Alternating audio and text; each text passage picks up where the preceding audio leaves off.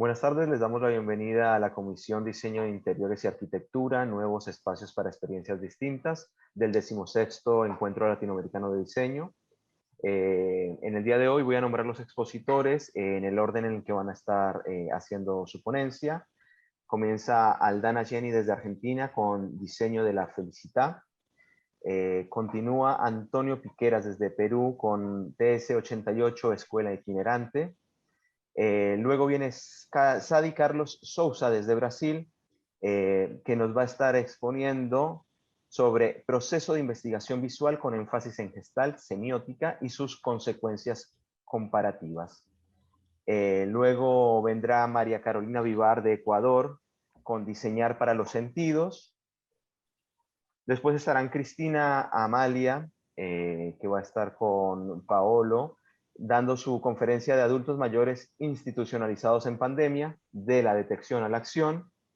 Y para finalizar, Andrés Felipe Roldán desde Colombia, junto a Sergio Restrepo con Imaginario Social de Ciudad, relecturas desde el habitar. Les comento que pueden hacer todas sus preguntas a través del chat. Las conferencias van a estar subidas al canal de YouTube Conferencias de SEA a partir del 3 de septiembre y todos los datos, los documentos, las conferencias y los desarrollos temáticos de los expositores los pueden encontrar en www.palermo.edu/encuentro. Bueno, sin más preámbulo, le doy la bienvenida a Aldana Jenny. ¿Estás por allí? Hola, sí, acá estamos. Aldana. Bueno, voy a pasar a compartir pantalla. Lo voy a poner en pantalla completa, así que no los voy a poder ver. Bueno, soy Aldana Jenny, diseñadora de interiores y mobiliario, recién egresada de la Universidad de Río Negro, de Argentina. Y el proyecto que les traigo hoy es básicamente una comunidad de adultos mayores que busca poner en relevancia este sector que por lo menos en Argentina está un poco dejado de lado.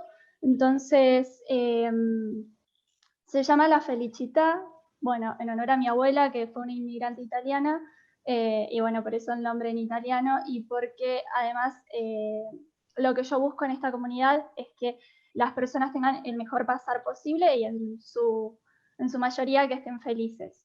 Y se llama o tiene el lema de tu hogar compartido con amigos, porque a partir de una serie de entrevistas que yo realicé a personas de la edad jubilatoria en adelante, siempre les molestó el término residencia o geriátrico, y lo que se busca en realidad no es eso, no es que la residencia sea un hospital como mayormente es hoy en día, sino que sea como más un hogar, como sentirse como en casa.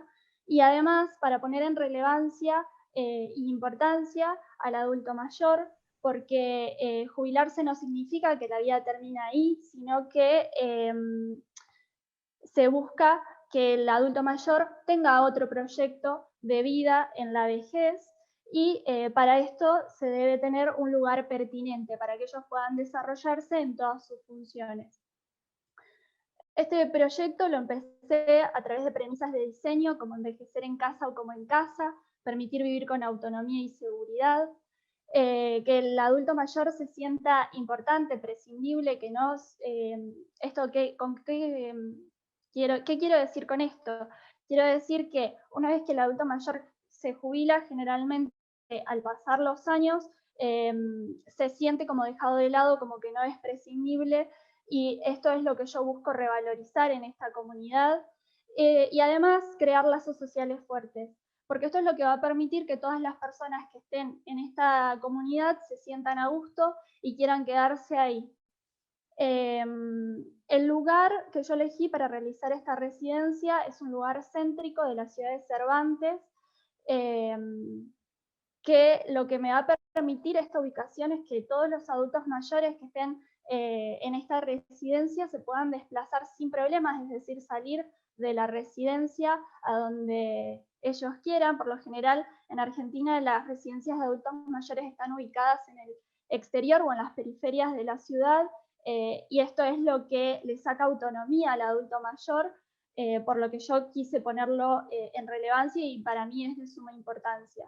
Entonces las tipologías de uso, es decir, las personas que van a vivir en esta residencia van a ser personas de vida independiente, y con esto me refiero a personas de la edad jubilatoria en adelante, que estén en pleno uso de sus facultades, y también va a ser compartida por una residencia o por personas de vida asistida que por ahí necesitan de algún cuidado básico, como por ejemplo recordarle tomar medicamentos, ayudarlo con su movilidad, pero que sus facultades mentales están a pleno.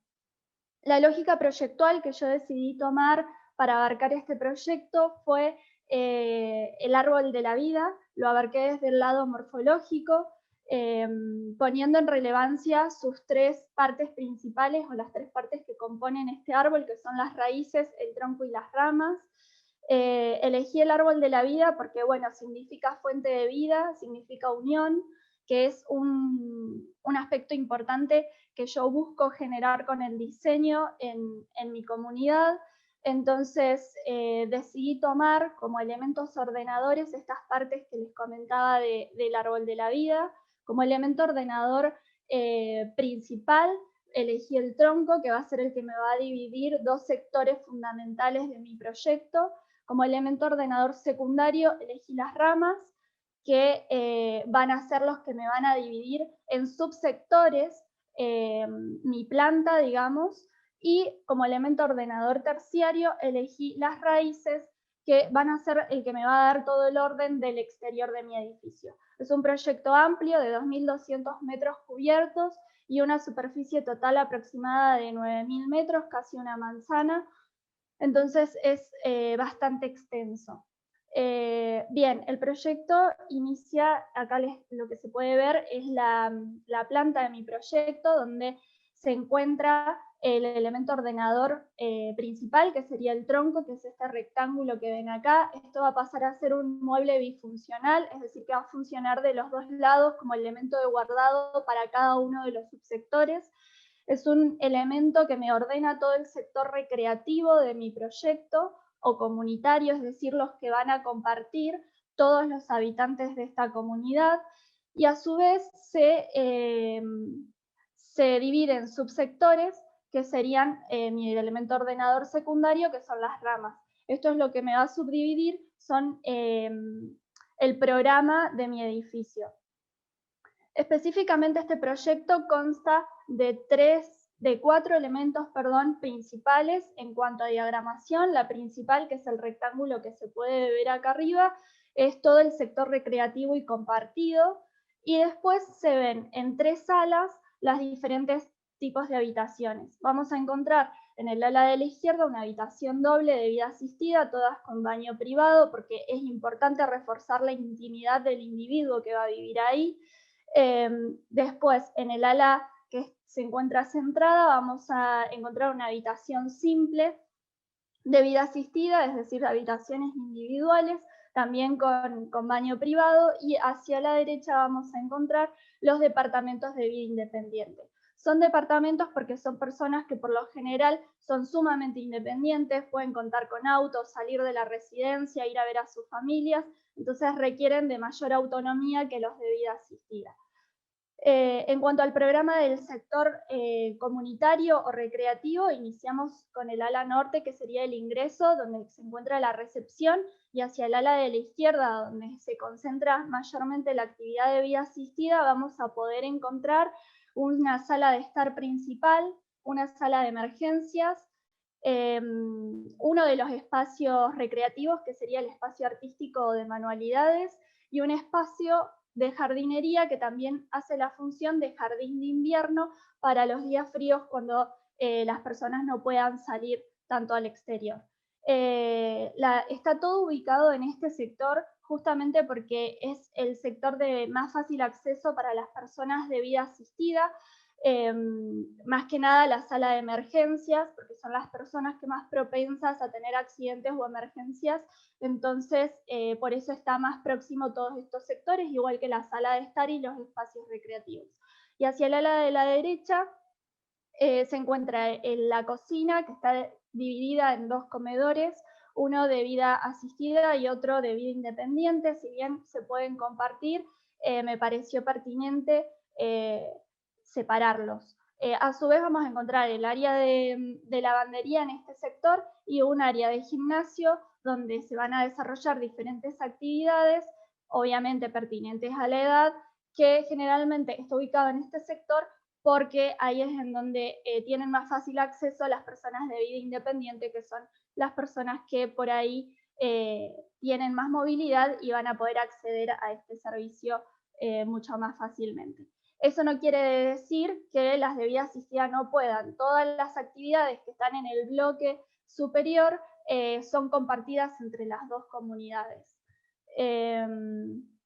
Justamente para reforzar el crear lazos sociales fuertes. Con respecto a la propuesta, la circulación está dispuesta y pensada para que 2 sillas de rueda a la par puedan circular sin ningún problema, para justamente reforzar el tema de la autonomía. Lo que se busca es que el adulto mayor se pueda desplazar por toda la residencia sin ningún tipo de problema o movilidad o conflicto alguno, y que a su vez pueda desarrollar sus actividades solo, más allá de las limitaciones que pueda llegar a tener él mismo por su edad o por cualquier otro problema secundario. Y bueno, y por último les muestro algunas imágenes donde se va a poder visualizar, por ejemplo, en la imagen superior izquierda, esta pared, que sería ese mobiliario bifuncional, que uno no se da cuenta realmente que es un mobiliario y que sirve para guardado, pero en realidad sí, si uno toca, esto está en los detalles de la carpeta técnica, pero si uno toca el mobiliario se abre o se despliega la puerta donde aparecen todos los guardados de cada uno de los sectores. Y cómo a su vez de este mobiliario salen las ramificaciones que me van a dividir los subsectores, como por ejemplo el sector de habitaciones, que es el que está acá, o el sector de jardinería, que es el que podemos ver en la imagen superior derecha. Y un elemento que me estaba faltando comentar, cómo estaba incluido en este proyecto, eran las raíces. Yo les había comentado que era el elemento ordenador terciario, y bueno, efectivamente la intención de esto es que en el interior se vea este tronco que pasa de un lado a otro del edificio y que me divide con sus ramificaciones los distintos sectores, pero que en el exterior emergen desde el suelo las raíces que me van a subdividir todo el espacio, esto con el fin de que se formen unas especies de talud que a su alrededor, como se puede percibir, tienen una especie de asiento donde el adulto mayor va a poder recorrer la extensa superficie exterior, porque recuerden que son aproximadamente 6.000 metros cuadrados de patio. Entonces, la idea es que en toda la extensión del patio ellos se encuentren con asientos para que puedan recorrerlo sin ningún tipo de problemas y pueda descansar la persona cuando se lo requiera. Básicamente es esto. La idea surgió para básicamente poner en valor el adulto mayor y que no necesariamente tenga que salir de su hogar para vivir en un hospital o algo similar, sino que se sienta como en casa, y es un poco lo que intenté buscar, no solamente algo que se sienta hogareño, sino que también sea con una impronta un tanto moderna y fuera de lo común. Y bueno, nada, muchas gracias a la universidad y al encuentro por la oportunidad, y gracias a todos. Perfecto, te agradezco, Aldana. Bueno, Aldana, te invito a que dejes tus redes, mail, si quieres ser contactada en el chat. Le doy la palabra a Antonio Piqueras, ¿estás por allí? ¿Qué tal? Buenas tardes. Buenas tardes, Antonio. Adelante. ¿Me ven? ¿Me escuchan? Se te ve y se te escucha perfecto. Gracias. Mi nombre es Antonio Piqueras, soy arquitecto. Vivo y ejerzo acá en Perú, en la arquitectura.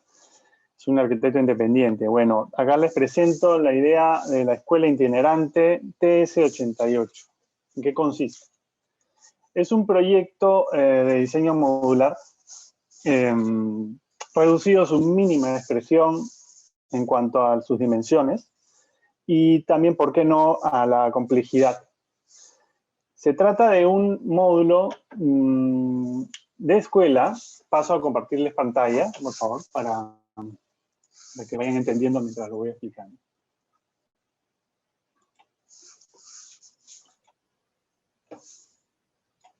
Bien. Se nota. Ok. Está situado en este caso, al ser un diseño modular puede,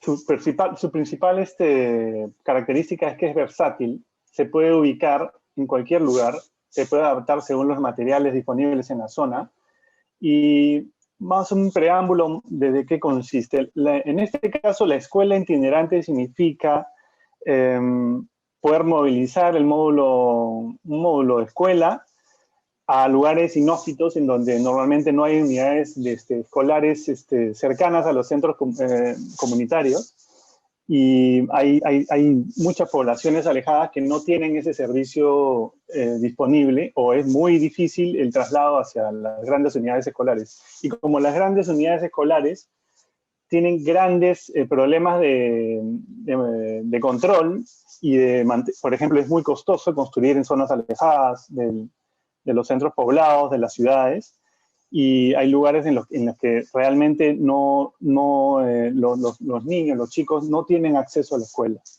Entonces, para eso, este tipo de necesidad está enfocada este proyecto.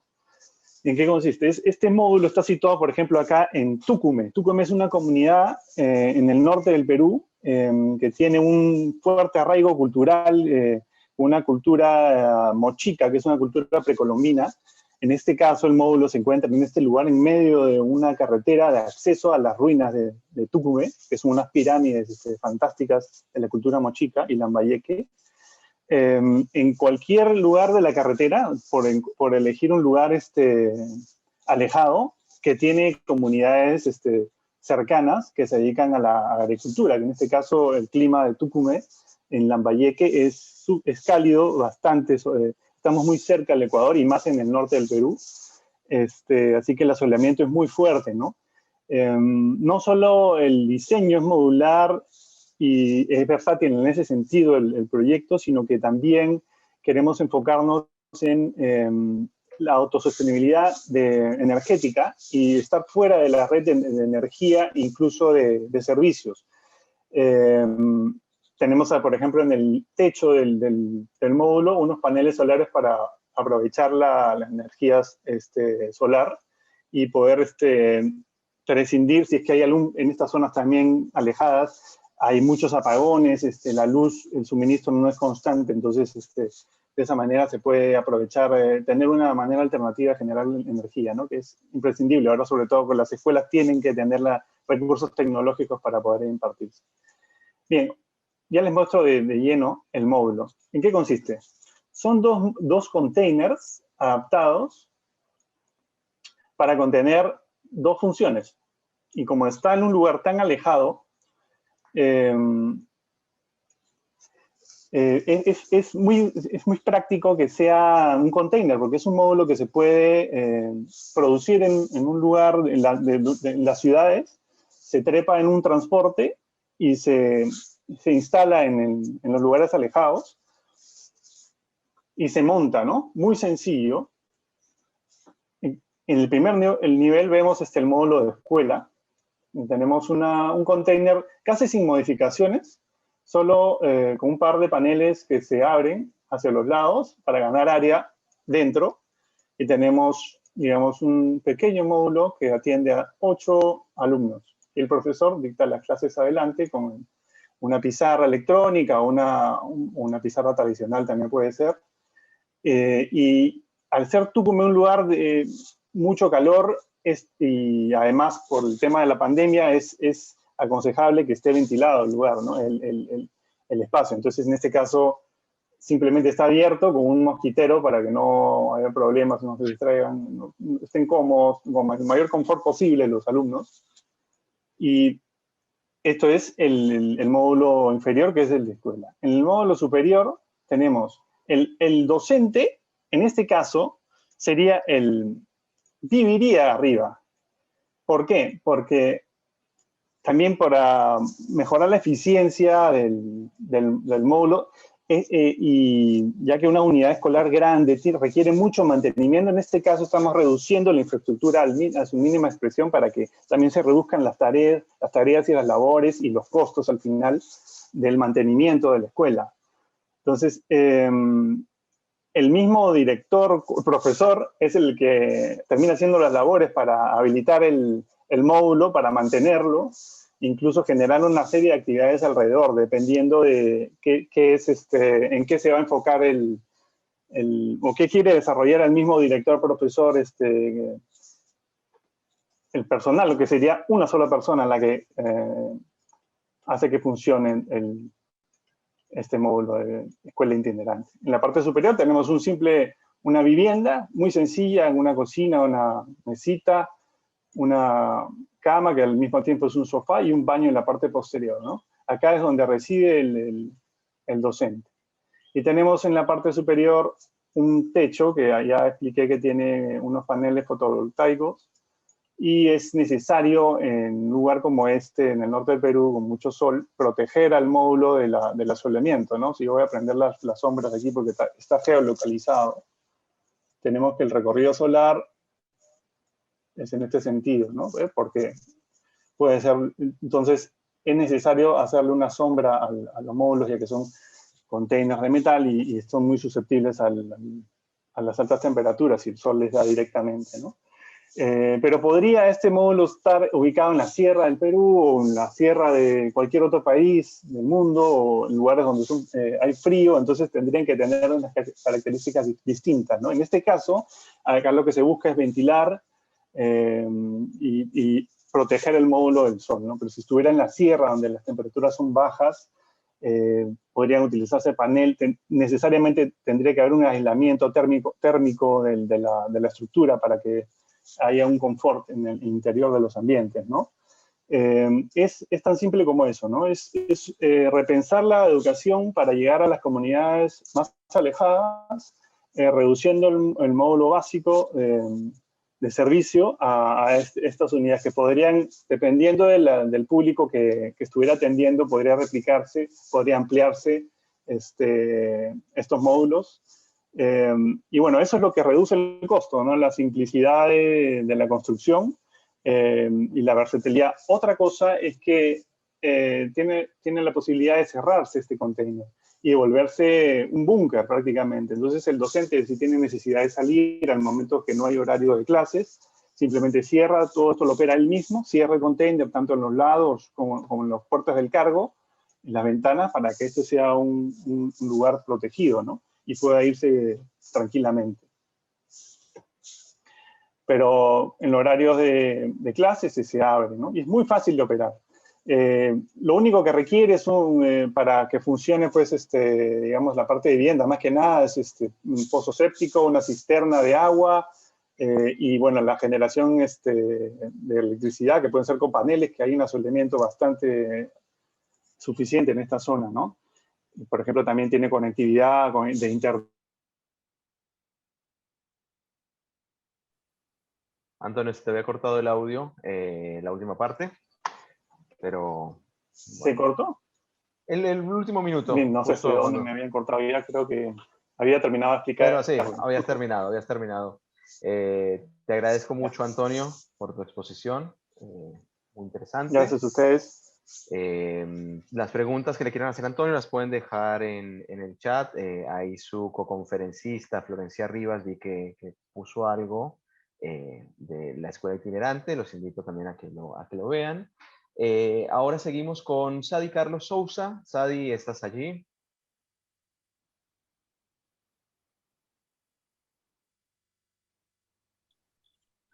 Oi. Perfecto, Sadi. Adelante. Bem? Tá. Você está me ouvindo bem? Sim? Sí, se te ve bien. Ah, tá. Então, bom, a minha apresentação é uma apresentação que parece que é sobre arquitetura, mas, na verdade, seria sobre semiótica, né? Sobre um pouco do Gestalt, da psicologia, e análise do discurso, qualquer que ele seja, inclusive a arquitetura. Então, nós apresentamos aí uma nova forma epistemológica de dar um tratamento diferente à questão da diacronia e da sincronia. Então, nós temos elementos dentro da história que se sucedem no tempo, né? Então, esses elementos aí, a princípio, se a gente for ver como um historiador, nós estaríamos analisando o objeto da história, que é a narrativa, o fato histórico no tempo, não é? Mas só que, na perspectiva da semiótica, a gente não pode chegar nunca ao objeto. Tá? Essa é a questão epistemológica que vem desde muito tempo. Tá? Então, depois até eu poderia explicar mais, se alguém gostaria de saber um pouco sobre isso. Então, eu vou... antes, pessoal, eu gostaria de agradecer, tá? Participar deste evento, que eu nunca tinha visto assim tão imenso, tão pródigo de acontecimentos de ciência que na Argentina tem com a Faculdade de Palermo. Tá? Eu estou admirado, eu acho isso muito importante para a ciência. Tá? Então, eu não vi aqui no Brasil, eu não sou da área de design e nem da arquitetura. Tá? Eu trabalho junto com o design e arquitetura dentro da USP, mas não como profissional deste sentido. Né? Eu sou graduado em filosofia, tudo, então eu desenvolvi trabalhos na pós-graduação de semiótica e essa análise do discurso que eu faço. Bom, o que eu pretendi de vocês, a outra coisa, é me desculpar que eu não sei falar espanhol, tá? Então eu tenho que me desculpar disso. E eu também não consigo entender direito assim tudo. Algumas expressões e formas de falar diferentes que tem em toda a América Latina falando espanhol. Então, para mim, eu tenho essa dificuldade também. Bom, eu vou tentar aqui,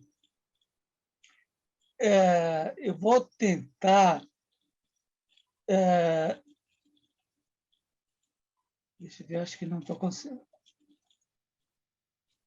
Eu gostaria de compartilhar alguma... Deixa eu ver aqui, se aqui eu posso.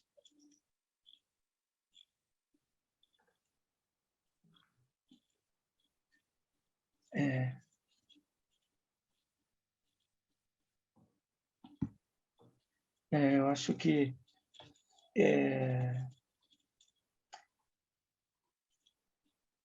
aqui não está habilitado aí, não sei por que não estou conseguindo compartilhar.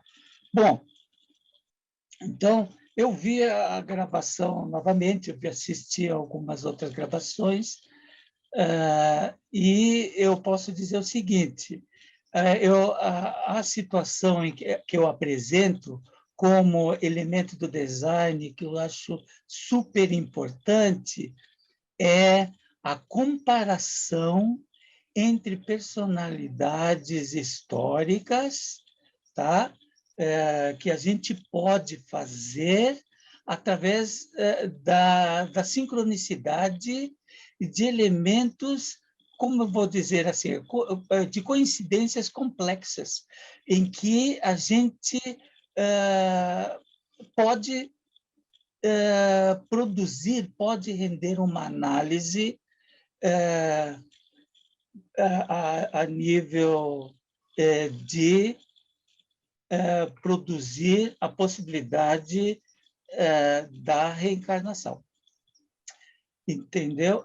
Então, nós temos vários personagens, várias centenas de personagens da história e outras pessoas comuns, posições comuns que eu peguei assim, em que eu fui comparando e existe várias ocorrências dentro do discurso histórico, dentro da factualidade da vida de cada um, que pode ser equiparado, que pode ser analisado, que pode ser reestudado da forma psicológica.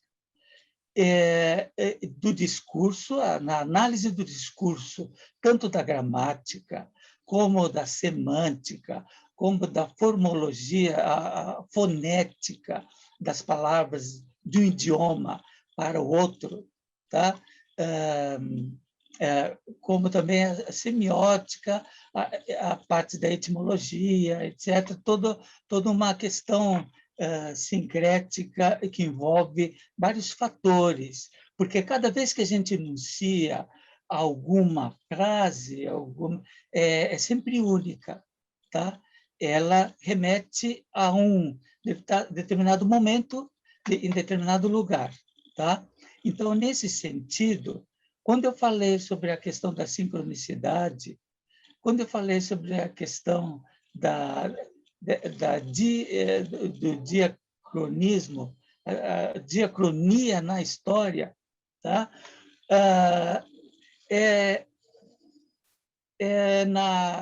No posicionamento nosso, em que nós não podemos,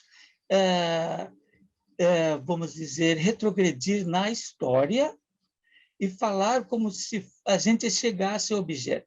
Nós só podemos chegar a pesquisar, analisar a história, ela estando todos no mesmo plano. Então, tudo que eu sei sobre o Egito Antigo é sempre contemporâneo.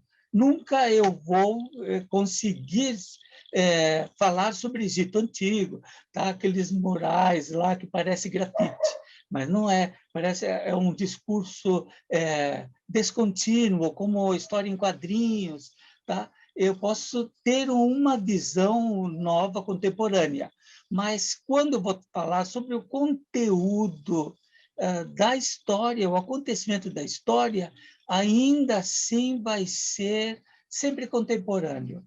Então, todas as coisas, todos os enunciados, tudo que eu fizer referência ao passado, porque ele não existe mais, nem o futuro ainda não existe. Eles estão todos no mesmo nível, no mesmo plano.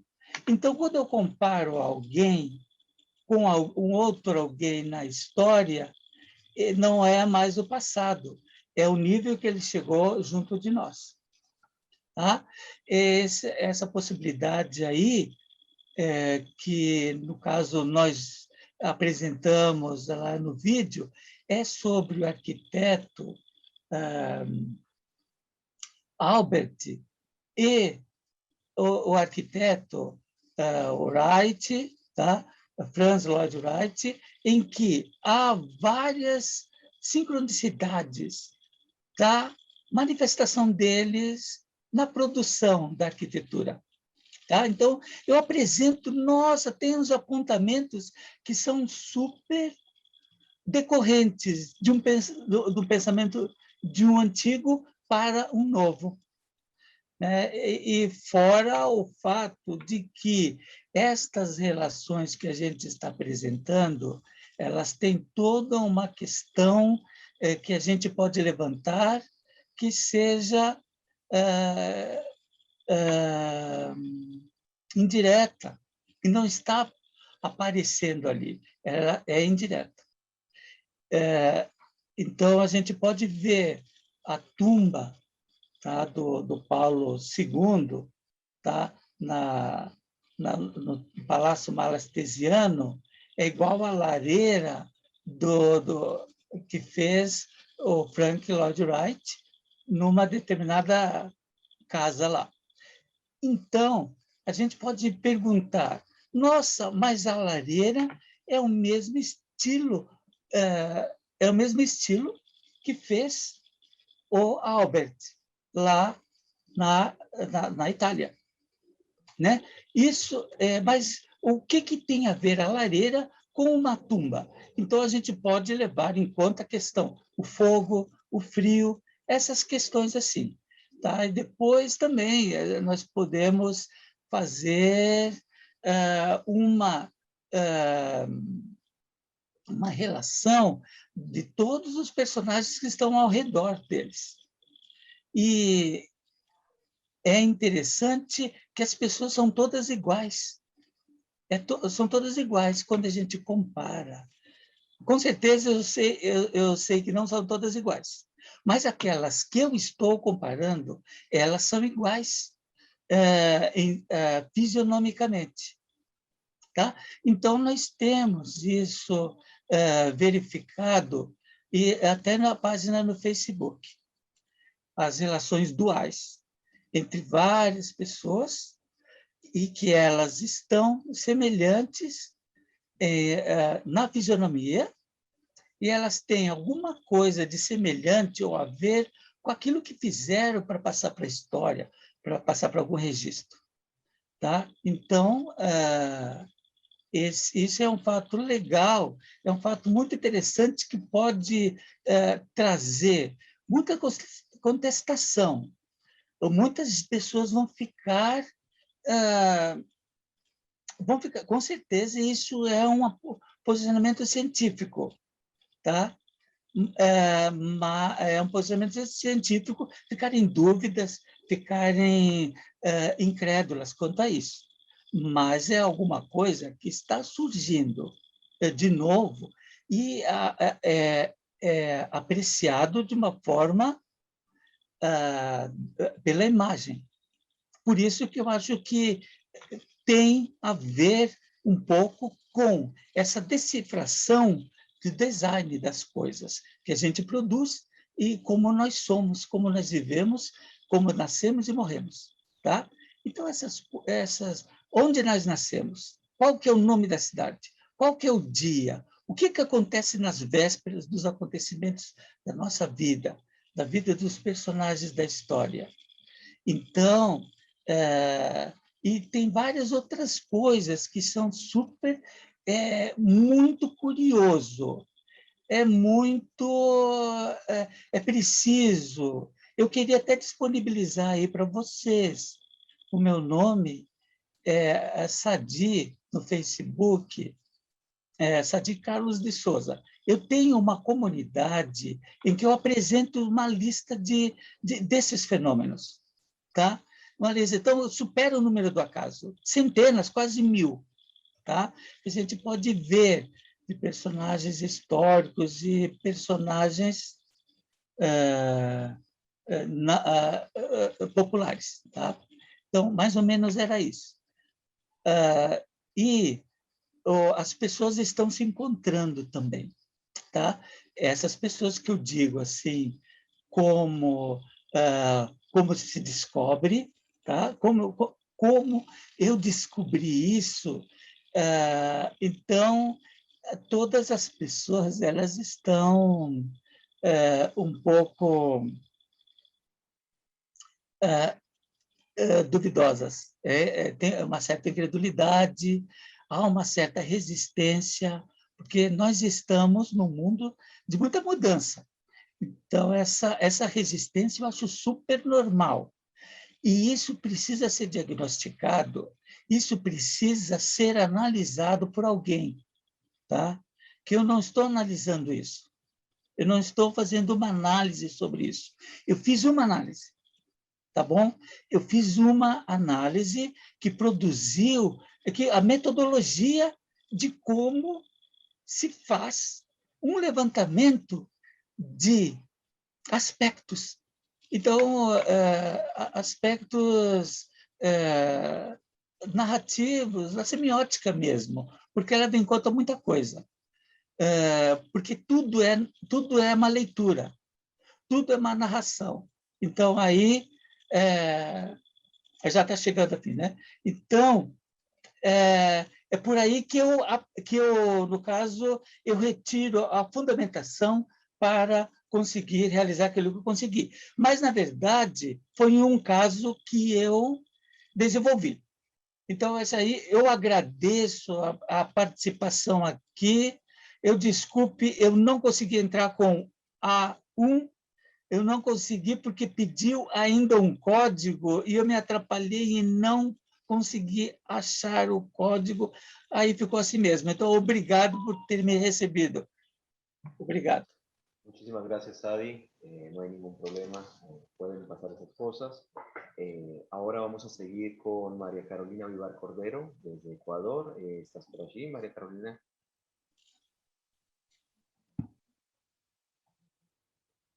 Perfecto. Hola, hola, buenas tardes. ¿Se me ve? Perfecto, muchas gracias. Gracias a todos. Gracias a los exponentes que tuvimos anteriormente. Estaban todos muy buenos y muy interesantes. Mi nombre es Carolina Vivar, soy de Cuenca, Ecuador, y soy diseñadora de interiores. Escogí esa profesión realmente porque siempre que entraba en algún lugar me parecía extremadamente mágico todo lo que sucedía. Entrar en un espacio, primero, ver desde afuera un edificio y entrar por el umbral de una puerta y ver que el interior es completamente distinto a la fachada que me encontraba, era algo que me deslumbraba. Y lo sigue haciendo. Sigo llevándome sorpresas de poder ver cómo existen, el diseño interior es algo tan diferente de lugar a lugar. Si bien existen elementos extremadamente comunes de que se encuentran como condicionantes dentro del espacio interior, paredes, piso, cielo raso, las posibilidades son completamente infinitas. Podríamos llegar a pensar, por ejemplo, en un edificio e identificar un departamento tipo. Si bien puede existir, no sé, 10 pisos con el mismo departamento exactamente igual en su arquitectura y lo habitan diferentes familias, podemos ir viendo que ninguno de esos espacios van a ser iguales. Y eso tiene que ver con la persona que puede llegar a habitar estos espacios. Un espacio puede llegar a ser un gran abrazo que reconforta o puede llegar a ser una jaula que nos ahoga y nos asfixia.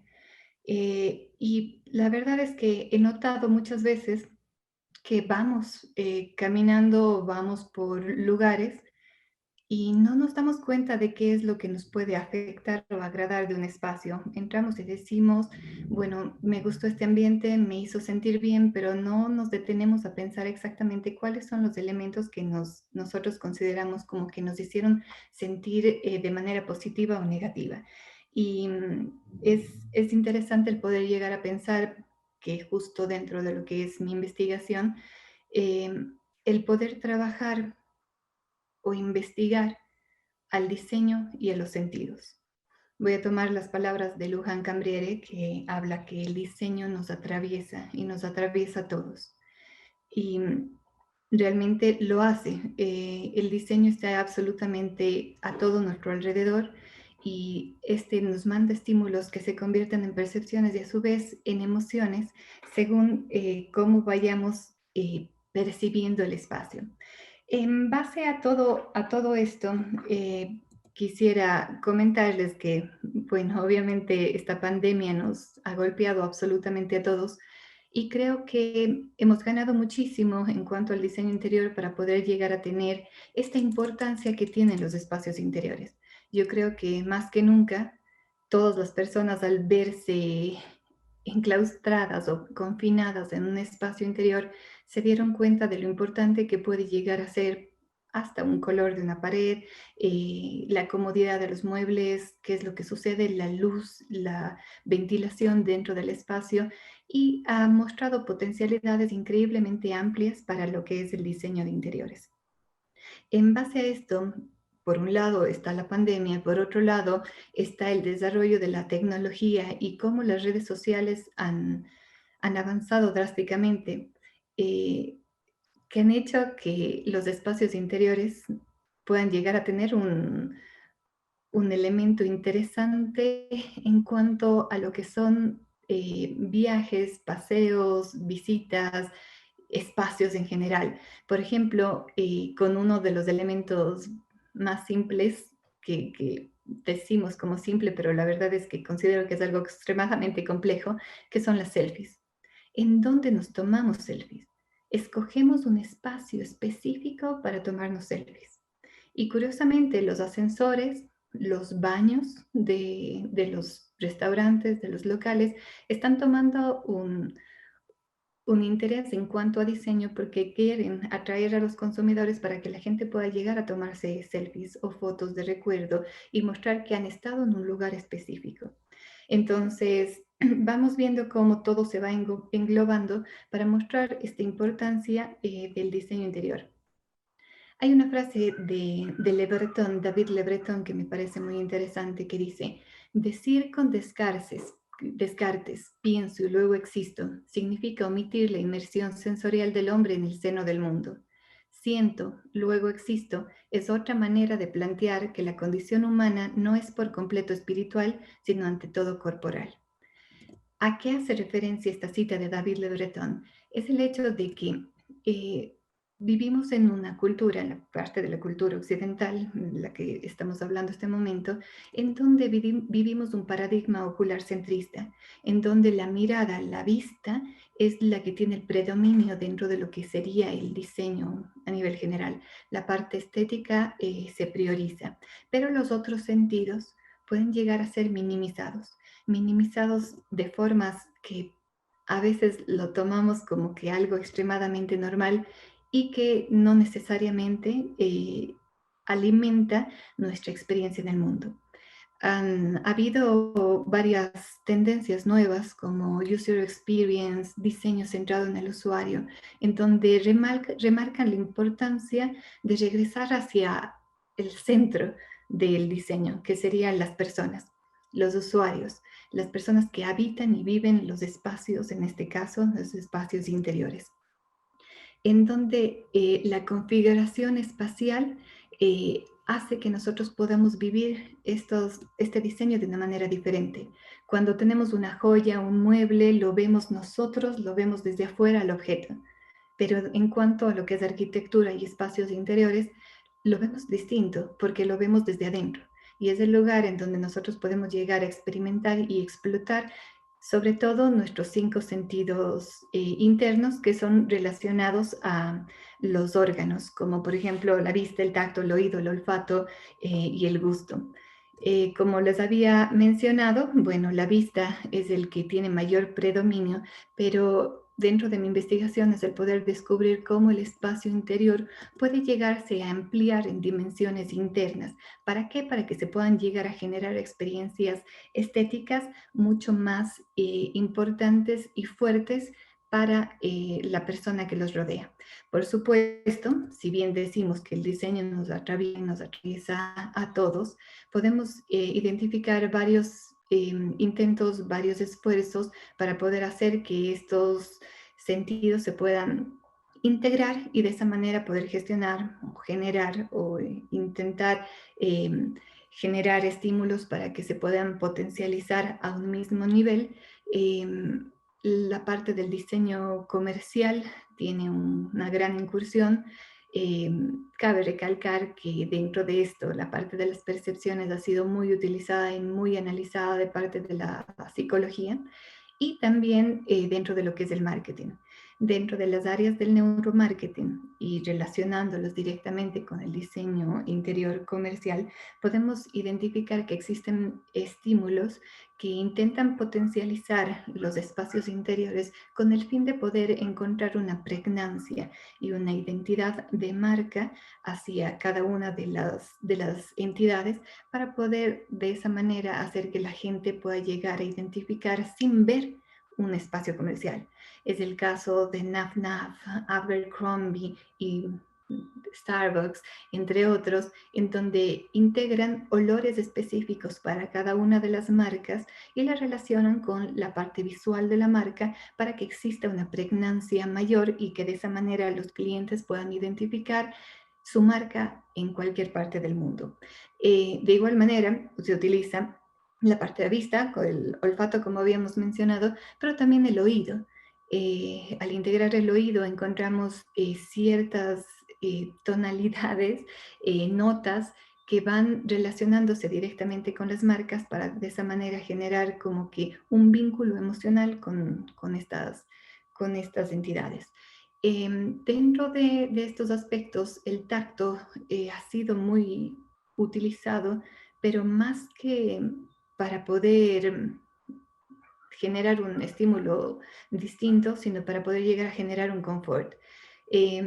Como les había mencionado anteriormente, vivo en Ecuador, estamos en el centro del mundo, por lo que no tenemos el cambio de estaciones como se lo tiene, por ejemplo, en Argentina.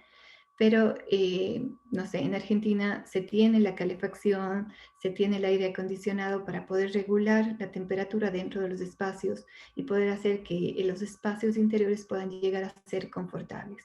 Pero en muchas instancias, sobre todo en espacios experimentales, se busca transformar la parte del tacto, de la sensación térmica en los espacios para generar estímulos distintos. La parte del tacto tiene justamente esta idea de complemento con la vista, que en donde podemos identificar texturas visualmente atractivas y también sensorialmente, táctilmente perceptibles. Y uno de los sentidos menos explotados dentro de lo que es la arquitectura y el interiorismo es el gusto. Si bien existen, nuevamente repito, elementos experimentales en donde se trabaja con materiales comestibles, lo primero que se me viene a la mente es la casa de Hansel y Gretel, en donde se puede comer completamente, pero existen ya esfuerzos interesantes al respecto. Bien, los 5 sentidos. Pero si es que somos humanos, trabajamos para humanos, damos para humanos, trabajamos en verdad pensando en nuestro usuario, y es algo que me cuestiona muchísimo, porque en teoría sí, todos trabajamos para el usuario, pero he encontrado casos extremadamente famosos, con premios incluso, en donde la arquitectura es maravillosa, es perfecta, como les digo, hasta hay elementos que son declarados como patrimonio de la UNESCO y demás, han perdido la esencia de lo que es la arquitectura versus el habitante. Palasma, Juan y Palasma habla de que normalmente el papel del arquitecto es poder generar entornos meticulosamente articulados y temporalmente unidimensionales para que los usuarios puedan llegar a transitar dentro de este espacio. Sin embargo, como usuarios podremos llegar a generar o querer entornos más ambiguos y estéticamente menos coherentes posiblemente. Voy a traer a colación dos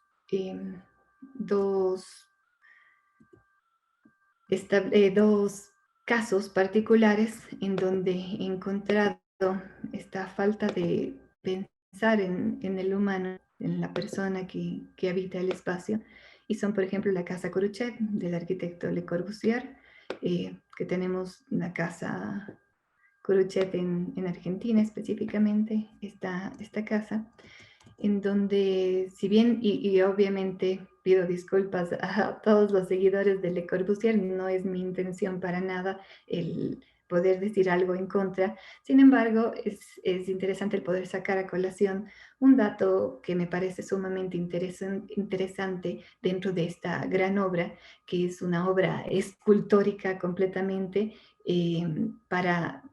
que es sumamente interesante porque la familia no pudo llegar a vivir ahí por mucho tiempo, vivió 2 años y no lograron habitar realmente esta casa. ¿Por qué? Porque habían dificultades en la parte del control ambiental interior, la temperatura, la luz natural y sobre todo en este caso específico la privacidad. El dueño de la casa dijo libremente que la luz es ingobernable, que no se podía vivir dentro. Y el siguiente caso que me parece interesante es la casa Farnsworth de Mies van der Rohe, en donde hubo una demanda muy famosa dentro de lo que es la casa Farnsworth. ¿Por qué? Porque, sobre todo porque no existían los rastros perceptibles de la personalidad del espacio. Las alturas de la casa no coincidían con la persona que dio el encargo de la casa. Es una casa completamente escultórica en donde no se sabe, o los habitantes no pudieron definir si es que realmente era como una pieza de arte más que algo para poder habitar y vivir en este lugar. Entonces, bueno, estamos pensando en espacios interiores o arquitectónicos pensados en los habitantes, pensados en las personas, o estamos creando obras de arte que no se sintonizan con características físicas y perceptibles y emocionales que pueden tener cada una de estas instancias. Por supuesto, dentro de lo que es el diseño sensible, el diseño experimental, hemos encontrado varios casos, como por ejemplo en el Hotel W de Wonderbar Lounge en Montreal, Canadá, en donde juegan, experimentan con el color y las sensaciones. Esta de aquí es un bar en donde la parte del gusto también se encuentra inmersa, ya que se generan sensaciones de sabor, de olores, la música, y todo envuelve. De hecho, estos franjas de iluminación van cambiando al ritmo de la música. Otro de los que me encantan a mí es este Fragrance Lab. Está en Londres, es un laboratorio de fragancias específicas para cada uno de los usuarios, en donde lo que busca es poder llegar a encontrar características personales para poder reflejarlas mediante las fragancias.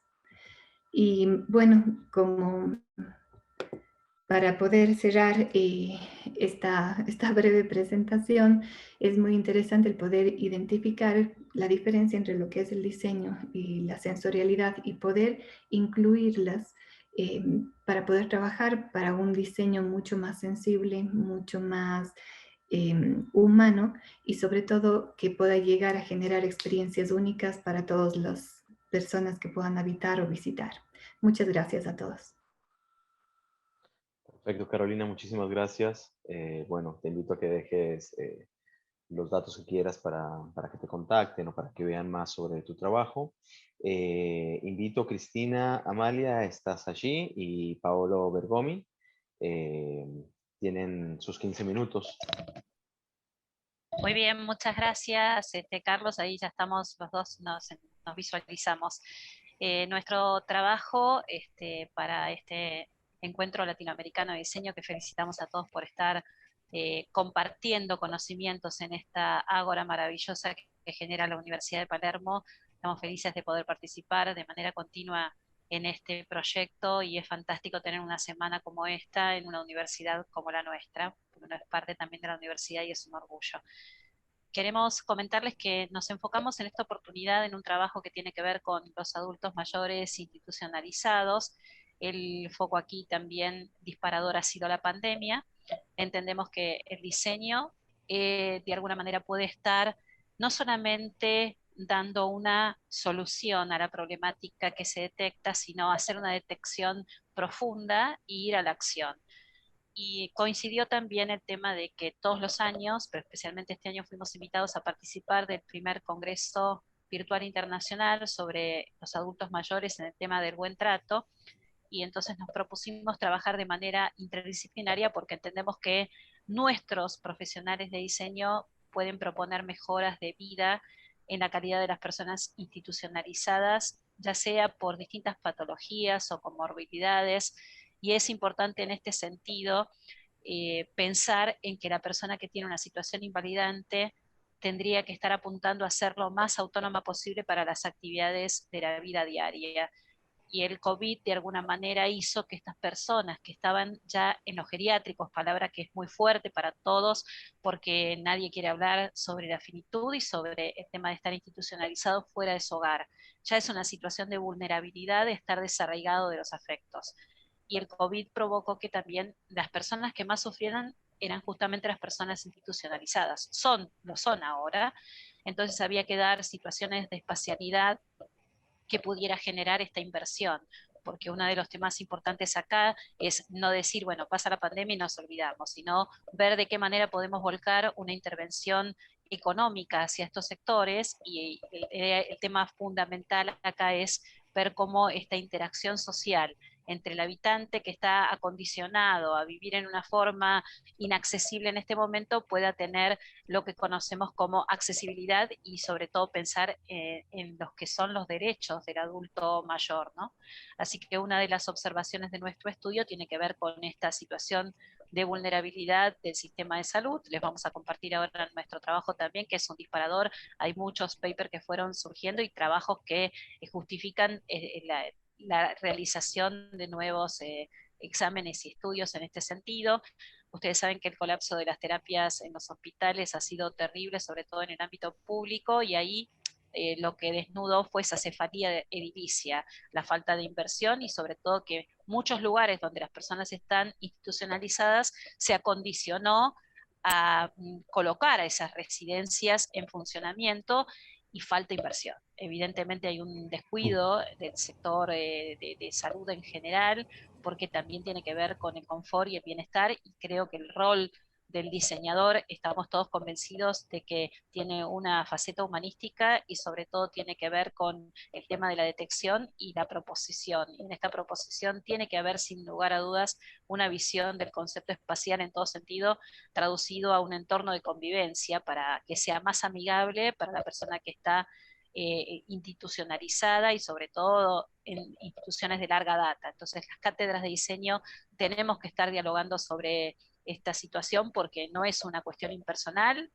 Muchos tenemos a nuestros adultos mayores a veces con algunos problemas, y necesitamos resguardar su salud física y mental, y es un acto que nos atraviesa a toda la sociedad y a la comunidad en su conjunto. Así que nuestra condición de necesidad es calificar de alguna manera ese entorno de convivencia en el que estamos aportando de una manera interconsulta con los operadores de salud, porque acá el eslabón fundamental de la cadena tiene que ver con que se traduzca esta realidad y necesidad conflictiva que estamos viviendo, centrada en la necesidad del usuario. O sea, transitar este análisis es, desde el punto de vista de la valoración, de la concientización, tiene que apuntar a un buen trato, y en ese sentido eso necesita obligatoriamente soluciones de diseño aportadas de manera interdisciplinar, con un diseño reflexivo. Esto es fundamental. Está la parte arquitectónica, pero también está todo lo que tiene que ver con el contexto de los elementos que conforman un todo y que hacen a la construcción de un país serio también, porque se tiene que analizar a sí mismo, y acá entra también la política social en todas estas cuestiones, porque una de las cosas importantes es el riesgo cuando envejecemos de atravesar situaciones invalidantes. Y además, la rehabilitación es un sano derecho. O sea, Argentina tiene una gran deuda moral con las personas con discapacidad crónica, y en muchas ocasiones y circunstancias las decisiones de gobierno siempre no tienen políticas que resguarden la vida, porque, hay un costo altísimo para el Estado, las consideraciones de la patología invalidante, y sobre todo en el ámbito de generar estos espacios para cuidar al adulto mayor. Nosotros entendemos que es trascendente tener una mirada empática hacia estas situaciones, pensar en que el adulto mayor va más allá de la institucionalización, tiene que tener un lugar diseñado para poder interactuar con los familiares, pensar también en toda la estrategia alrededor de la habitación, que tiene que ser un lugar cómodo, que tiene que tener los lugares específicos para poder tener sus enchufes a mano, los mobiliarios adecuados, todo lo que tiene que ver con los accesorios. La persona que ingresa a un baño en un geriátrico a veces tiene serios problemas de accesibilidad y transferencia, y la persona, el cuidador que lo tiene que atender, tiene que estar capacitado para poder hacer ese trabajo, tiene que haber una capacitación constante y la utilización correcta de los elementos. La persona que está atendiendo a un adulto mayor generalmente no está lo suficientemente capacitada, a pesar de que estamos hablando de gente de enfermería, generalmente es un asistente el que termina desarrollando ese trabajo, y es obligatoriedad de nosotros como diseñadores poder, digamos, familiarizar con el objeto diseñado para que la persona pueda tener confianza de sostenerse de esos barrales, de poder, digamos, transferir de manera lógica, haciendo el menor esfuerzo físico posible a través de módulos de transferencia, que es otra de los equipamientos que forman parte de estos estudios diseñados, que ahora, digamos, Paolo también los va a profundizar. La posibilidad de ser autónomo también es que tengas un herraje, una manija cercana para poder abrir tu puerta del toilet y que seas asistido para poder ser transferido, que tu baño sea un lugar donde te sientas cómodo y no que te estés resbalando, con los pisos adecuados, con las aberturas acondicionadas para poder trasladar sillas de ruedas. Hablaba, digamos, al principio nuestra compañera sobre un proyecto que tiene que ver con la dimensión espacial del lugar para el hogar, lo que decimos hogar de adultos mayores, es pensar que también la iluminación es fundamental, el hecho también de tener una señalética para que la persona sea, digamos, alguien que pueda acceder a poder entender dónde está, porque cuando nos llevan a un lugar distinto estamos perdidos. Y esto es el concepto que el diseño puede dar una solución concreta para que vos puedas leer los carteles. Incluso cuando hablamos de diseño inclusivo, estamos hablando de que la persona que tiene alguna problemática de sordera pueda tener sonidos específicos para saber dónde se encuentra, igual que el tema braille, o cuando hablamos de estar en un lugar cálido, que la luz, que las obras de arte también formen parte de estos lugares donde están los adultos mayores.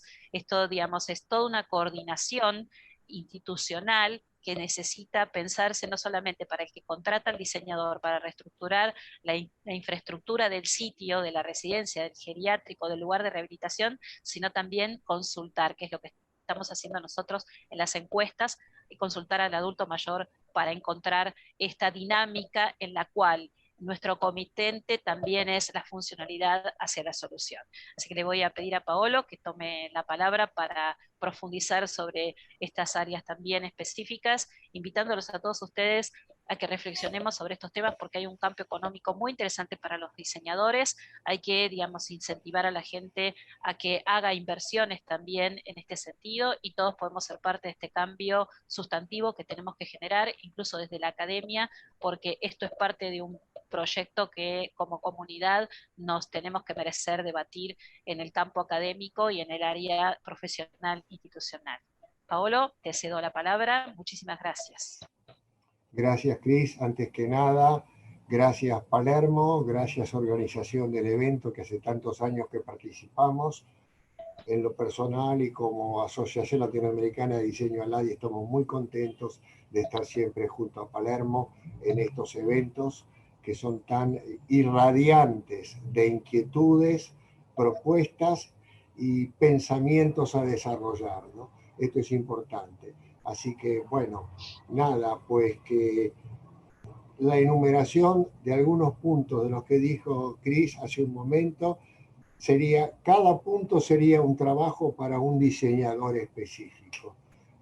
Fíjense en cuánta tarea tenemos por delante, cuánto compromiso tenemos por delante como profesionales del diseño para incursionar en este tema, que no es un tema innovador. Yo creo que creemos que es un tema descuidado.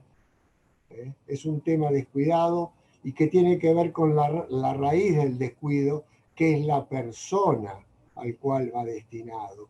Porque esa persona que estuvo trabajando toda la vida, estuvo viviendo toda la vida, estuvo generando vida con su familia, con su descendencia, transmitiendo tradiciones y culturas, parecía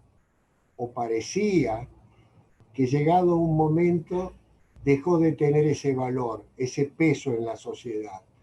Y realmente nosotros venimos trabajando en este tema de hace unos cuantos años, en lo personal, desde fines de los 70, 80, cuando me tocó desarrollar con el equipo de arquitectura de la Facultad de Arquitectura de Buenos Aires la primera unidad sanitaria para discapacitados, en el cual desarrollamos, me gusta hablar en plural, desarrollamos todo el sistema de accesorios para poder entrar al sanitario, tomarse de las paredes, ayudarse en los asientos, ayudarse a lavarse, girar con los espacios mínimos o máximos para poder transferirse con la silla de ruedas.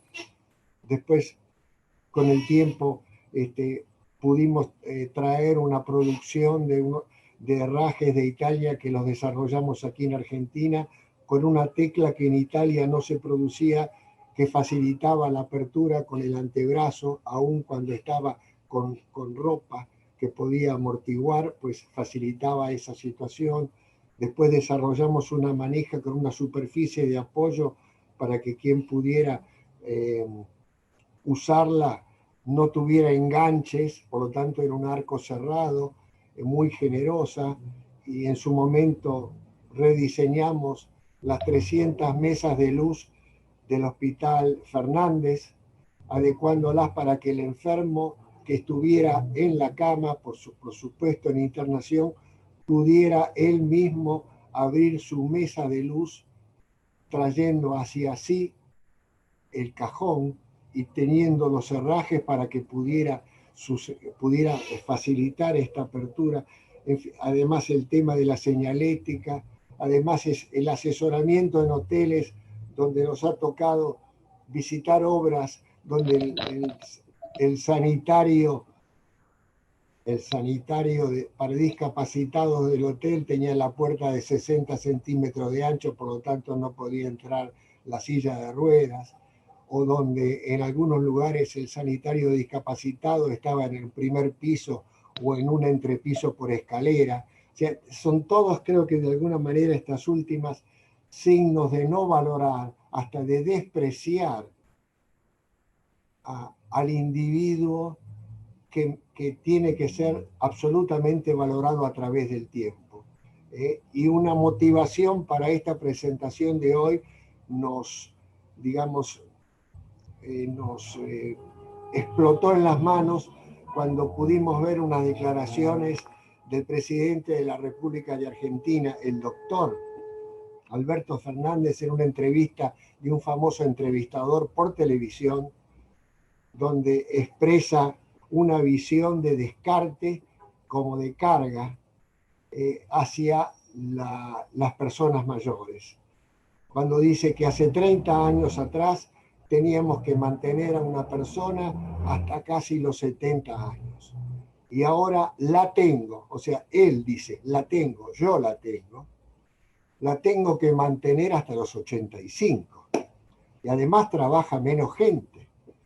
A su vez, mantener a una persona con vida, porque es la única forma de mantener a una persona. Si no, la mantenemos en el cementerio. Mantener una persona con vida cuesta mucha plata, por toda la aparatología, la medicación. Y eso incito al ser humano, la búsqueda de la eternidad. Fíjense el concepto filosófico de la autoridad. La búsqueda de la autoridad genera enormes consecuencias, pero no es de ahora, es de siempre. Lo que pasa es que el progreso tecnológico no ha sido suficientemente veloz. El hombre quiere vivir el mayor tiempo posible, ¿y qué hace la medicina? Cada vez aporta mayores recursos para seguir viviendo, y eso ¿qué provoca? Tiene consecuencias económicas tremendas. Así que esta reflexión final es motorizadora para darnos cuenta de cuánto camino tenemos que recorrer entre todos. Creo que estamos en el tiempo, ¿no? Estamos en el tiempo. Muchísimas gracias, Paolo. Gracias, Cristina. Gracias a ustedes. Un gran abrazo. Gracias a ustedes. Ha sido un placer para nosotros poder compartir estas visiones y los invitamos a ver en el chat a nuestro informe que está disponible en una universidad que justamente se piensa a sí misma en esta transformación de otra forma de enseñar, que es aprender sobre proyectos. Para los que nos escuchan por primera vez, los invitamos a que abran los canales de la universidad como comunicación, como producción. Se utiliza, digamos, todos los canales posibles para realmente dar la oportunidad de que tanto el sector académico como los estudiantes y profesionales jóvenes tengamos una oportunidad de visibilidad a través de las publicaciones de la universidad. Ustedes en el chat van a ver los accesos que pueden tener a todos los trabajos que están canalizados en los diferentes ámbitos de la universidad, así que es un verdadero placer tener un encuentro institucional de estas características. Muchísimas gracias. Gracias a vos, Cristina. Bueno, para finalizar la comisión, le doy la bienvenida a Andrés Felipe Rondán y Sergio Restrepo desde Colombia. Bueno, buenas tardes para todos. No sé si en este momento están viendo la pantalla. Sí. Ok, buenas tardes para todos. Mi nombre es Andrés Felipe Roldán. Soy diseñador industrial de profesión y me he enfocado los últimos años en trabajar en aspectos de la estética, ingeniería y sobre todo de la creación. Al lado de mi compañero Sergio Restrepo, quien está también en pantalla, pues tuvimos la oportunidad de trabajar sobre un proyecto muy interesante aquí en nuestra ciudad que hemos denominado Imaginario Social de Ciudad. Es una relectura desde el habitar. Entonces, pues para resumirlo un poco, voy a intentar aquí compartir las diapositivas. ¿Cuántos de nosotros nos hemos sentido conocedores de alguna ciudad que aún no hemos visitado, cierto? Muchos hemos tenido la oportunidad de generar un imaginario a partir de la información que recolectamos no solamente en Internet, sino también de las narrativas, las experiencias ajenas y todo ese cúmulo, digamos, de información que puede llegar a nosotros frente a un lugar. Manizales, que es la ciudad en la que nosotros vivimos, es una ciudad de Colombia de carácter intermedio, tiene cerca de 500.000 habitantes, está construida sobre la cordillera de los Andes y a una altura de 2.150 metros sobre el nivel del mar. Es una ciudad cerca de picos nevados, que tiene un clima templado y que es una ciudad de visita para muchos de los colombianos que desean pasar el verano o disfrutar de un fin de semana festivo.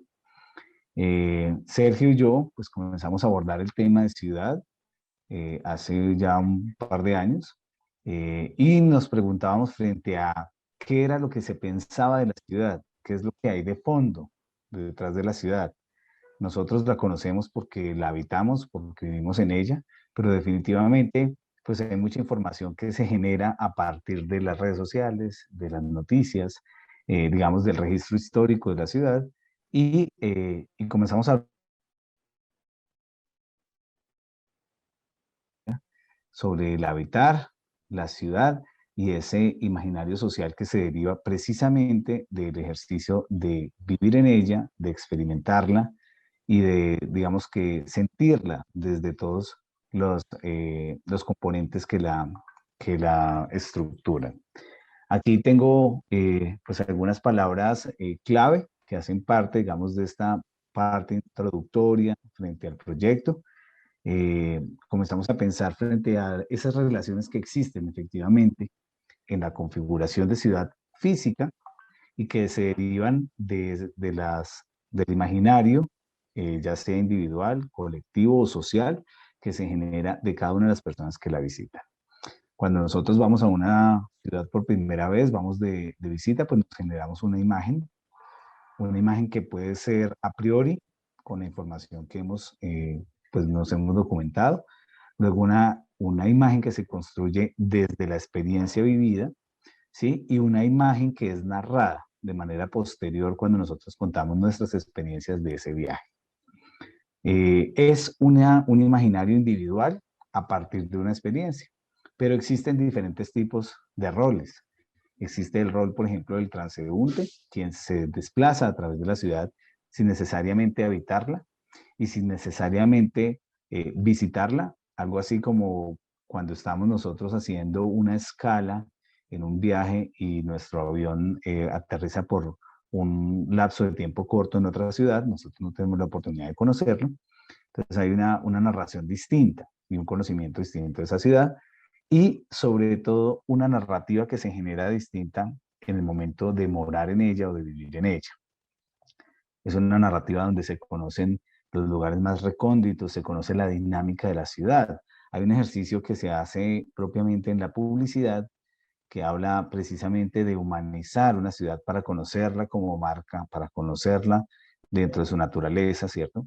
Es femenina, es masculina, qué tipo de trabajo tendría, qué tipo de deportes practicaría si fuera una mujer o un hombre, qué tipo de actividades desarrollaría. Y eso le permite a uno entender que es una ciudad que está viva y que se transforma. Definitivamente esto nos llevó a ahondar en algunos conceptos que están precisamente en el escrito, que hablan sobre el concepto de lugar, el concepto de territorio, el concepto de ciudad, que son precisamente ese marco general en el cual estamos tratando de desplazar este proyecto, donde a partir de las relaciones entre el habitante y la ciudad se genera un imaginario social. El imaginario social puede ser muy acertado, en tanto recoge mucha información del entorno, como también muy desacertado, ¿sí? En tanto se alimenta de las experiencias individuales y de la ficción. La narrativa toma entonces una importancia muy alta en este escenario, en tanto le aporta elementos que ayudan a configurar precisamente ese imaginario social y que ayudan en la difusión de ese imaginario social en diferentes contextos. Para no ir tan lejos, un país, por ejemplo, como Colombia, que ha tenido épocas tan distintas, marcadas por diferentes, digamos, problemas sociales y diferentes roles, pues es concebido de formas muy distintas en cada uno de los escenarios. Y cada vez que uno como representante o embajador colombiano en espacios académicos como el Encuentro Latinoamericano de Diseño, interactúa con otras personas, nos damos cuenta precisamente de esos imaginarios que están allí y de esos presaberes que también existen y que están ligados, digamos, al territorio. Hay algo muy importante para mencionar aquí y es que este imaginario individual se genera de forma, digamos, muy vinculado a la experiencia, entonces cada uno tiene una versión de esa realidad y esas percepciones de la realidad son las que nos permiten luego reunir ese concepto colectivo y luego transitarlo hacia lo social. Creo que para ir cerrando, digamos, esta parte introductoria, me gustaría comentar que ese concepto de ciudad en construcción va mucho más allá de un referente ligado a la infraestructura y nosotros lo hemos abordado dentro del proyecto como un componente que nos permite pensar que el imaginario está en construcción también y que ese imaginario en construcción se da propiamente desde la narrativa, desde las realidades y desde las ficciones. Cada persona que habita la ciudad tiene una manera de percibirla y de concebirla y asimismo se elabora una narrativa sobre ella. Cada persona que visita la ciudad se hace una imagen de las personas que viven acá. Y lo que terminamos nosotros es con muchas reflexiones, digamos, en este caso muchas pueden ser espejismos también de la ciudad que nos permiten a nosotros ir construyendo una imagen de ciudad mucho más compleja. Quienes hemos tenido la oportunidad de vivir por fuera de nuestro territorio nativo, y nos ha tocado prepararnos física y emocionalmente para estar en otros contextos con culturas distintas. Hacemos un ejercicio de una construcción consciente de ese imaginario, un imaginario individual que pasa a ser corroborado de alguna forma en el momento en que nosotros estamos interactuando directamente con esas ciudades. Definitivamente, por ejemplo, con el Encuentro Latinoamericano, yo he podido participar en varias ocasiones y visitar Buenos Aires. La imagen que tenía, por ejemplo, de la ciudad era una, la imagen que viví y la experiencia que viví me permitió construir una imagen distinta y la imagen que narro es otra, ¿sí? Porque habla precisamente de esas vivencias en relación a lo que había preconcebido y a lo que pude corroborar estando allí. Han pasado varios años desde la última visita y seguramente la Buenos Aires de hoy es una Buenos Aires distinta a la que tuve la oportunidad de conocer. Eso demuestra una vez más que las ciudades son un sistema vivo que requiere, digamos, de un imaginario social que también es cambiante y que se transforma en la medida que todos participamos de ella. Creo que es una buena introducción para el proyecto que nosotros desarrollamos junto a Sergio y le doy paso a mi compañero.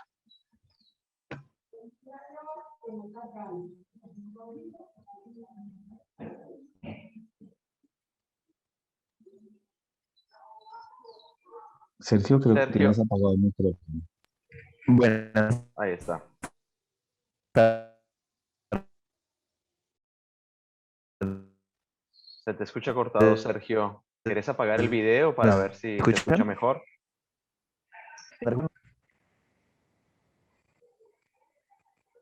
¿Ya? ¿Se escucha Sí, mejor? se escucha mejor.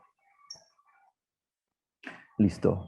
Muchas gracias al profesor Andrés por esta introducción que justamente nos lleva a pensar en la ciudad como un ente vivo en constante transformación y como escenografía justamente de los ciudadanos, como estos agentes de transformación que disponen de la ciudad para su actuar y pues, su diario vivir. Para la presente investigación, el método que se utilizó fue un método etnográfico como una aproximación a la ciudad y a cada uno de sus actores. Esta etnografía o este método permite un acercamiento desde el investigador y un acercamiento a desde lo general hasta lo particular, conociendo cada una de las alteraciones que hace partícipe del accionar del habitar en la misma ciudad. Justamente la fotografía que vemos en pantalla es una de las participantes de las derivas que se hicieron, como los ejercicios de trasegar la ciudad sin un fin más que reconocer la ciudad en sí misma y los escenarios y cada una de las experiencias, narraciones, recorridos, vivencias que tenía cada uno de los participantes. Justamente la participante que tenemos en la foto se llama Felicidad, es una chica transgénero, trabajadora sexual de la ciudad de Manizales, que habita un confinamiento justamente antes de la pandemia, ya que son este tipo de...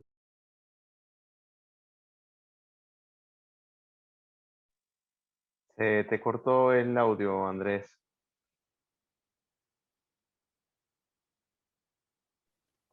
Ok, no hay problema, yo puedo continuar allí. Recuperamos a Sergio. ¿Cuántos minutos nos quedan, Carlos? Les quedan 4. 5 minutos, Ok, Andrés. muchas gracias.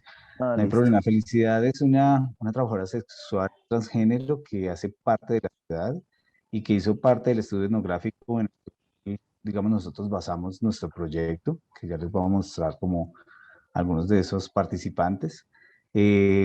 Elementos interesantes que encontramos en su narrativa de ciudad, pues hay unos territorios que están definidos por los lugares de trabajo, unos lugares donde socialmente se encuentra aceptada como parte, digamos, de ese paisaje y parte de, digamos, de las dinámicas propias de esas zonas.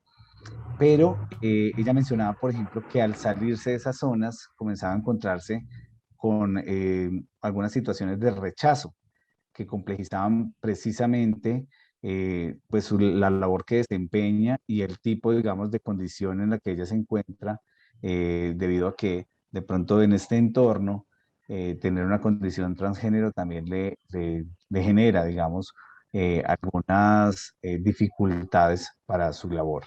¿Qué hicimos nosotros tratando de construir e identificar el imaginario propio de la ciudad de Manizales? Tomamos algunos participantes, habitantes, transeúntes y visitantes de la ciudad para poder construir a partir de palabras claves, de zonas, una cartografía que nos permitiera a nosotros identificar propiamente la relación de la significación versus la territorialidad. En este caso, lo que estamos viendo en pantalla es el rastreo de 5 de esos participantes y una sobreposición que hacemos de dicha cartografía. Tenemos pues el mapa en una vista cenital de la ciudad, como lo mencionaba, pues una zona muy montañosa, debido a que estamos como en un macizo colombiano en el cual se convergen las cordilleras principales. Y tenemos la caracterización de cada uno de esos participantes. Entonces, por ejemplo, por acá tenemos una persona de 26 años, que es guía de montaña, que es estudiante veterinario y deportista, su paso por las ciudades de visita, debido a que él verdaderamente, digamos, vive en la montaña, y entiende la ciudad como en un ton de rechazo, en tanto prefiere los elementos naturales con los cuales tiene contacto permanente durante su trabajo como guía en montaña. Asimismo, también tenemos un derivante, bueno, denominamos a estos habitantes derivantes, porque partimos desde el ejercicio etnográfico en un ejercicio de tránsito de la ciudad no estructurado, sino emergente. Y este emergente, digamos, permite que uno va descubriendo la ciudad en la medida que la va recorriendo. Es algo realmente muy bello, no sucede en todas las ciudades, pero sentimos que, por ejemplo, la ciudad de Manizales es una ciudad que permite y facilita ese tipo de tránsitos. El segundo derivante, como lo mencionaba, entonces lo hemos denominado forastero. Él es un arquitecto que se trasladó a la ciudad de Manizales desde una ciudad portuaria y ha visto la transformación física de la ciudad. Claro, con su mirada desde la arquitectura, la ha visto evidenciada en los cambios de la infraestructura, digamos, de la ciudad, y entiende la ciudad de Manizales como un ente en crecimiento. Asimismo, tenemos otro derivante que se ha denominado Litos, que es un administrador de empresas. Dice que Manizales le ofrece el mejor vividero, el mejor lugar para vivir, y tiene las cualidades de una ciudad pequeña. Eso es totalmente cierto. Eh, Queremos hacer énfasis en que digamos, estas derivas quedaron registradas en un documental que está en este momento disponible en YouTube y que les voy a dejar en los comentarios para que lo puedan consultar. Pues reúne, digamos, los apartes de esas derivas para tratar de construir un imaginario ciudad. Felicidad, la derivante que acabamos de mostrar, pues que llevaba pocos meses en Manizales debido a trabajo, y su recorrido por la ciudad es solamente de transeúnte debido a que solo transita por los lugares que requiere para su trabajo. Un último derivante pues fue denominado Milo, que para ella Manizales no solo es una ciudad, es su memoria, sus recuerdos, esas zonas por donde camina, transita, que le traen cada uno un recuerdo, una experiencia vivida y que la llevan consigo, son como un álbum fotográfico, pero construido en términos de la infraestructura arquitectónica. En la medida que se va adentrando en la ciudad, va recordando los sucesos que le han pasado, las personas que la han acompañado, y se vuelve la deriva por la ciudad el ejercicio de una memoria viva. El proyecto, digamos que nos ha permitido a nosotros hacer relecturas de la ciudad y del imaginario de ciudad desde el habitar entendido en cada uno de esos roles, el habitar entendido como las múltiples percepciones que se pueden obtener a partir de una estancia prolongada, corta o significativa con la ciudad, y definitivamente los conceptos de ciudad, lugar y territorio que son redefinidos en tanto se han convertido en un elemento dinámico en constante construcción y transformación. Creo que con eso resumimos gran parte del proyecto. Como les mencionaba, les voy a compartir el link del video en YouTube donde está el documental completo y pues seguimos trabajando en estas temáticas. Muchas gracias por este espacio. Perfecto, gracias a vos, Andrés. Gracias a todos los expositores. Les recuerdo nuevamente que la comisión queda grabada y a partir del 3 de septiembre la pueden ver en nuestro canal de YouTube, Conferencias DC. Y asimismo pueden ver todos los trabajos de los que se fueron exponiendo en www.encuentro.edu/Palermo. ¿Hay alguna pregunta para Aldana? ¿Estás allí? Sí, acá estoy. Aldana, había una pregunta sobre el mobiliario, específicamente si ese mobiliario que vos comentabas que había un espacio de guardado, si fue diseñado o es un mobiliario existente y que cumple las condiciones para lo que serían los adultos mayores. No, el mobiliario fue diseñado por mí porque la extensión de esa galería es de aproximadamente 100 metros, o sea, es muy grande, no existe mobiliario actualmente que pueda cubrir esa capacidad y fue creada por 3 módulos distintos. Vendría a ser, en palabras caseras, un placard donde vos podés tener diferentes estantes y acomodarlos según el uso de cada sector.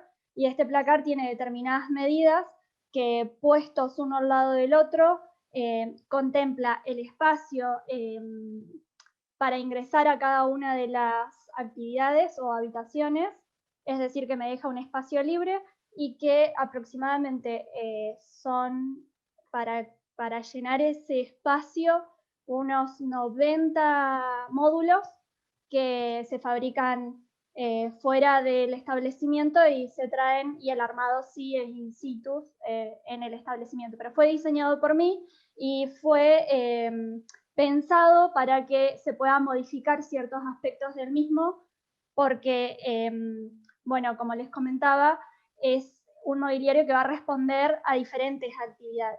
Entonces, por ende, va a responder a diferentes usos y se necesitaba esta capacidad de transformarse. No sé si respondía la pregunta. Respondiste perfecto. Antonio Piqueras, ¿estás allí? Sí, aquí me encuentro. ¿Cómo estás, Antonio? Antonio, había una consulta en relación al tema del tema costos de esta escuela itinerante y su relación con el tema energético. ¿Esas consideraciones están hechas si es un tipo de energía solar, eólica o cómo están hechos estos estudios?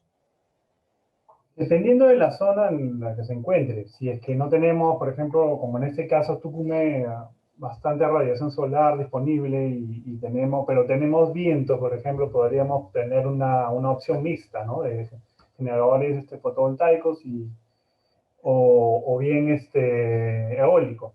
Y si es que es muy costoso y este módulo no se le puede proveer porque tiene un costo que se va a recuperar con bastante tiempo de esta inversión para generar energía renovable, se puede unir siempre a la red eléctrica que pase por algún lugar, ¿no? Eso sería mucho menos costo en cuanto a la energía. Y a los costos de la infraestructura es lo mínimo, ¿no? Por ejemplo, cada container cuesta unos $1.600 en promedio. Habilitado cada módulo, estoy calculando que unos $15.000, entre 12 y $15.000. Entonces estamos hablando de un proyecto de entre 35 y $40.000. Es bastante asequible, ¿no? Para una comunidad no tiene los recursos. Igual sería como una especie de asociación público-privada entre una ONG y el Estado, ¿no? Podría hacerse de esa manera. Perfecto. ¿Hay algún avance en este sentido, en haber tocado entes gubernamentales o empresas privadas para un avance hacia la realidad de este proyecto? Está en ciernes, estamos en la etapa inicial y tengo unas reuniones pactadas con una ONG para ver cómo se haría viable ese tipo de intervención.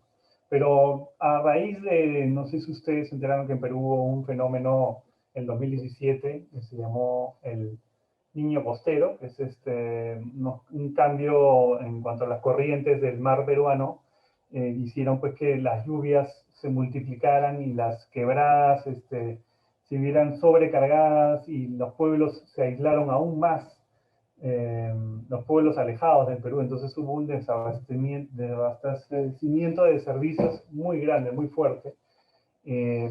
Yo justo en ese año fui a un pueblo que se llamaba Matanza, en la sierra de Piura, y pues ese proyecto se frustró justamente porque parte de eso era habilitar un colegio.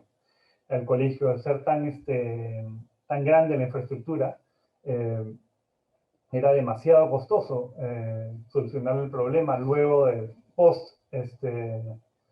el fenómeno del niño, ¿no? Entonces, ya me obligó a repensar la educación hacia el núcleo básico, ¿no? Para no tener muchos sobrecostos y atender emergencias también, ¿no? Ese tipo de intervención es mucho más versátil, mucho más realizable que una gran unidad escolar, ¿no? Es repensar la educación en este caso, ¿no? Pero podría aplicarse de otra manera, ¿no? O otro tipo de servicios, no solo educación. Perfecto, Antonio, gracias. Me corrijo, las comisiones están en www.palermo.edu/encuentro. Disculpen, había dicho al revés la URL, pero allí la tienen bien. Carolina Vivar, ¿te encuentras allí? Aquí estoy. Hola, Carolina. Carolina, te hacían una consulta sobre las personas con capacidades reducidas y este interiorismo que habla de los sentidos. ¿Cómo haces un nexo en esto? ¿Cómo puedes potenciar este diseño interior pensando en este tipo de personas con diferentes capacidades reducidas, ya sea a nivel visual, a nivel móvil y demás? Bueno, muchas gracias por la pregunta. La verdad es que el estudio no está dirigido a este tipo de personas, ya que se necesitan estímulos diferentes y la verdad es que no he tenido el tiempo todavía de ingresar dentro de esta área. Sin embargo, creo que justamente por la estimulación temprana, justamente al ver los estímulos que se dan a personas con capacidades diferentes, es donde viene mi curiosidad hacia cómo se están realizando todos los interiores de los espacios. Cuando vemos alguna sala para estimulación temprana, alguna sala que es para poder estimular a personas con habilidades diferentes, vemos que son espacios sensoriales, pero los espacios en los que vivimos normalmente la verdad es que carecen de estímulos. Entonces es justamente interesante poder llegar a pensar esto porque digo carecen de estímulos de alguna manera intencionados, aunque la verdad es que esto tampoco es real porque muchos arquitectos y diseñadores generan estímulos intencionados, pero al poder estar dentro de un espacio X, el cualquiera, tenemos los 5 sentidos activos. Entonces, están siempre relacionados en cualquiera de los espacios, pero no están intencionadamente aplicados. Y una de mis limitantes y preocupantes dentro de mi investigación es justamente la parte olfativa. Y es el hecho de que, no sé cómo estén en otros países, pero aquí en el Ecuador necesitamos constantemente utilizar mascarillas faciales, eh, tapabocas, cubrebocas, no sé cómo se les dice en otros lados, y eso disminuye notablemente el sentido del olfato. Y también las posibilidades de experimentar elementos gustativos. Entonces, sí, ese es uno de los retos más grandes que tengo dentro de mi proyecto. Gracias. Gracias a vos, Carolina. Bueno, si tienen alguna pregunta, las pueden dejar a través del chat. Si quieren preguntar algo entre ustedes, los expositores, hacer algún comentario, es el momento. ¿Puedo yo hacer un comentario? Perdón. Claro, Por supuesto. con el tiempo tan corto que hemos tenido, la verdad es que no me pude extender dentro de los dos elementos, Khrushchev y Mies van der Rohe, y la verdad es que no quisiera para nada herir susceptibilidades. Para mí los dos arquitectos son maravillosos, maravillosos. Simplemente dar este elemento en donde estas dos casas en particular no pudieron ser habitadas por sus usuarios por la falta de esta empatía con el usuario, que es justamente hacia donde quería llegar. Y quisiera recalcar, me encantan esos arquitectos, me parecen maravillosos, no quito ningún tipo de valor, sin embargo me parece interesante que grandes arquitectos crean obras de arte, pero no piensan directamente en cómo va a sentirse este consumidor, este usuario dentro de un espacio. Eso nada más. Muchas gracias.